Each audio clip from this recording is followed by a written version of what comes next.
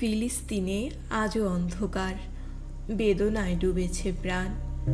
ফিরে আসুক সাইফুল, তার সাহসে ফিরে আসুক প্রাণ। ইয়া আল্লাহ, কেউ কি আছে আমাদের রক্ষা করবে?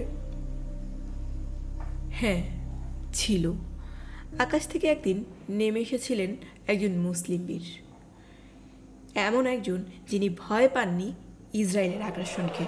তার নাম সাইফুল আজম। বাংলাদেশের পাবনা জেলায় জন্ম হয়েছিল এক শিশুর, নাম রাখা হয় সাইফুল আজম। একজন সাধারণ ছেলে, কিন্তু চোখে ছিল স্বপ্ন আর মনে ছিল ঈমান।